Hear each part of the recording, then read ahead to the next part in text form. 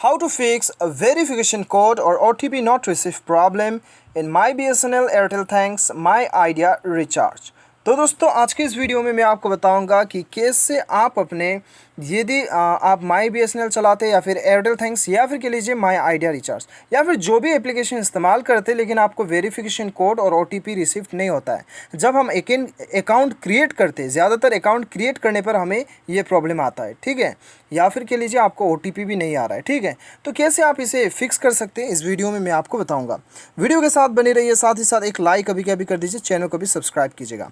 यहाँ पे मैं आपको 3 सॉल्यूशन बताऊंगा जिसकी मदद से आपका प्रॉब्लम डेफिनेटली सॉल्व होगा। सबसे पहले आपको जाना है अपने मोबाइल के सेटिंग्स पर। अब इस सेटिंग्स पे जाने के बाद में आपको एकदम नीचे आना है और ऐप मैनेजमेंट पे जाना है।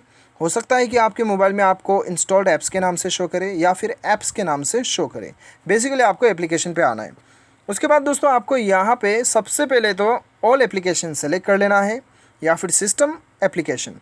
उसके बाद आपको यहाँ पे मैसेज ढूंढना है, ठीक है। तो चलिए हम ढूंढ लेते हैं मैसेजेस के नाम से शो होगा या फिर मैसेजिंग।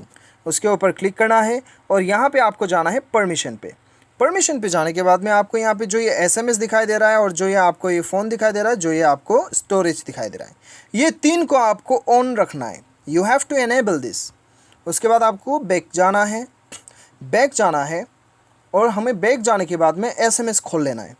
SMS खोलने के बाद में दोस्तों यहाँ पे आपको सबसे ऊपर जो सेटिंग्स का बटन दिखाई दे रहा है यहाँ पे क्लिक करना है।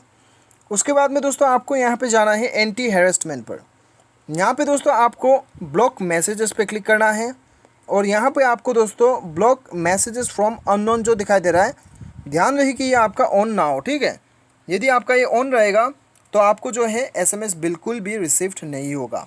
You have two of this. उसके बाद आपको बैक जाना है और आपको फिर से जाना है सेटिंग्स पे फिर जाने के बाद में दोस्तों आपको यहाँ पे क्या करना है, एकदम नीचे आना है और फिर से आपको ऐप मैनेजमेंट पे जाना है या फिर इंस्टॉल्ड ऐप्स पे।